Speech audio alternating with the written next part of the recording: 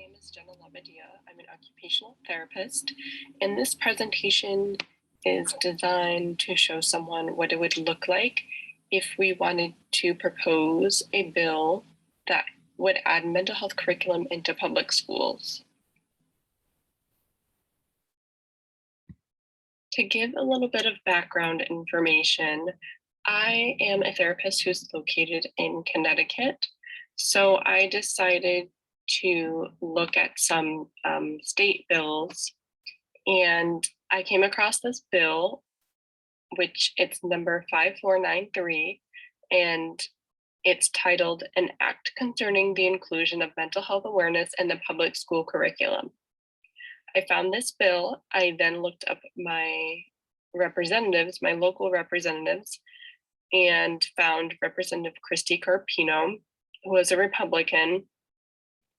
And I chose her because she was one of the only females that's part of my local representatives. And I saw some of the things that she stood for. She stands for a lot of healthcare initiatives, as well as pro-women and pro-women in government. So I decided to reach out to her and propose this bill to her. But the bill was actually first introduced by Representative Carol Hall, who you can see on the slide is pictured.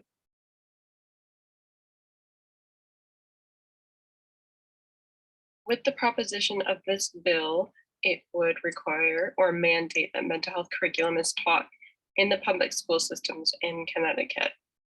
It's intended to promote the development of social emotional skills and learning from a young age. And this is particularly important due to the mental health crisis that is occurring in our nation. And with the pandemic, it has only gotten worse in terms of addiction and suicide rates. So the supporters of this bill hope that the development of these social emotional skills from an early age will lead to a decrease in these mental health issues, suicides, and violent behavior. I personally contacted Representative Christy Carpino about this bill, and she actually opposes this bill, not because of what it stands for, but because of some of the cons that go with it. And I'll discuss that on the next slide. After speaking with Representative Carpino and her staff, they recognize that while ideally mental health should be taught in the public schools, it's actually not quite so simple, and it can actually become a burden for educators. Because bills like these are actually mandates, it's a law, and these mandates are rarely met with the emotional, physical, and financial support necessary to promote them. And as we look back on the history of the US, we see that funding issues regarding mental health have been an issue that's been prevalent in our nation since the beginning of mental health treatment. So essentially, when curriculum is mandated to be taught in the public school system, there's only so many hours during the day to include all the curriculum that students need to learn. And when things are being added in, that means something else has to go, or they have to shorten something. And unfortunately, this is why a lot of schools don't even have recess anymore, because there were mandates put in that they wanted more math class. So it shortened their recess until it was eventually gone. And this is really unfortunate because as the world changes, school curriculum also needs to change. And we need to start looking at more of a life learning instead of just book learning all the time. And I think that's what's really important. And I think that the nation is starting to realize that, and they're starting to turn more away from typical learning, and they're starting to include more of this social emotional, as well as working with your hands and things like that, instead of just learning from a book. But the issue is there needs to be funding and there needs to be support to go along with this new curriculum, because teachers may or may not have been taught this type of learning. They need the support to learn themselves, and also how to know how to approach questions that arise regarding these topics.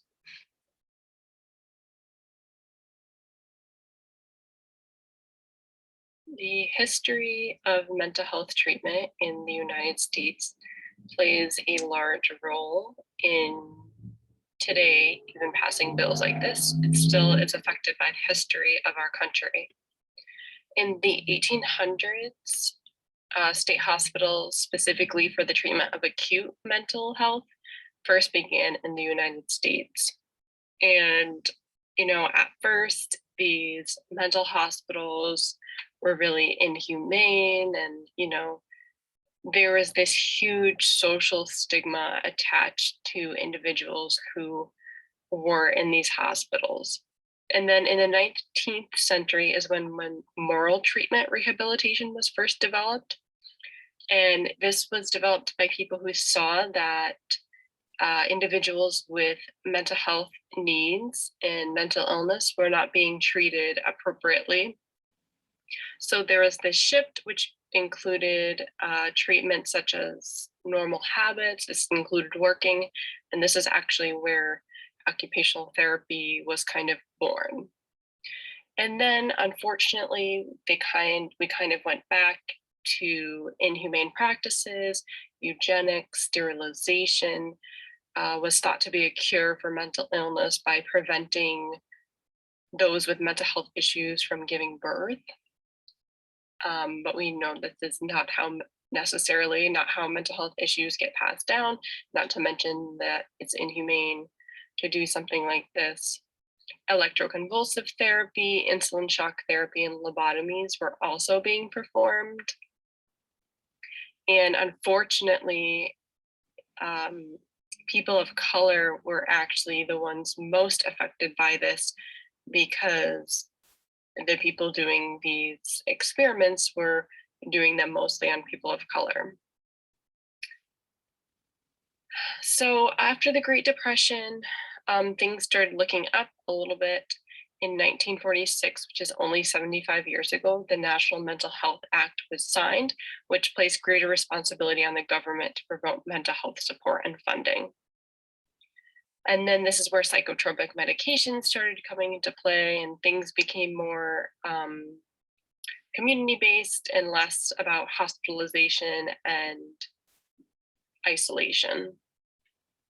Of course, we still have a lot of social stigma today when it comes to mental health, but we're doing a lot better than what we used to um, in terms of bringing awareness to mental health, encouraging people to get mental health help and professional help. Unfortunately, our history is still affecting the promotion of mental health and bills such as this one.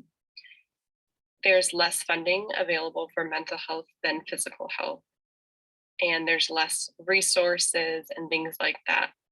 So when it comes to these bills, when it becomes a mandate, teachers need more resources, they need more support, they need more financial support in order to promote mental health inclusion. But if there's less funding available overall for it, it's going to be more difficult to make that happen. And then politically, of course, there are different views for how mental health is affected. Different states are going to be more liberal or more conservative. That's going to affect how mental health is voted on. And then also the voting habits of those with mental illness will affect who's getting into office, which bills are getting passed, things like that, because those with mental illness are actually more likely to not vote than those without mental illness. And then culturally, the US as a country is going to differ compared to other countries. And then each state, Connecticut as a state, is going to differ from other states in the US. So the US is actually one of the most depressed countries in the world, and only 41% of our citizens receive some sort of mental health services. Of those states, Connecticut actually ranks as one of the better states in terms of getting mental health help and resources compared to other states.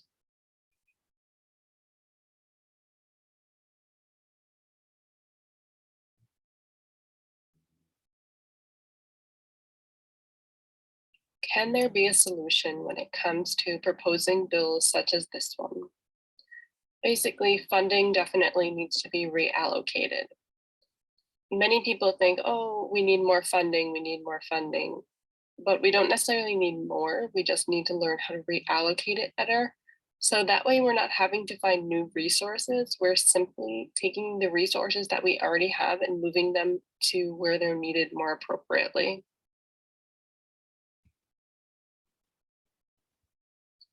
As an occupational therapist, I also wanted to explore how occupational therapy is impacted by bills such as this one. What a lot of people don't know is that occupational therapists, when they're in graduate school, they receive a great amount of mental health learning in their curriculum. And most of us know that there's a lot of OTs that work in the school systems already. And they not only work on physical skills, but they also work on behavior and social emotional learning and things like that. And they work right alongside paraprofessionals and teachers already. And in addition to that, the role of consultation is becoming more popular among occupational therapists. They can really consult to individual school systems regarding implementing more of this social emotional learning right into the curriculum. I would argue that as our nation becomes more aware of the importance of mental health promotion, that OTs in mental health would become more prevalent because right now it is a small percentage of OTs that go into mental health as opposed to physical health or pediatrics. I would argue that as the nation becomes more aware, that there would be more OTs fulfilling these roles, and it might affect OT education even further as to include more mental health promotion, especially from a school setting in their graduate curriculum.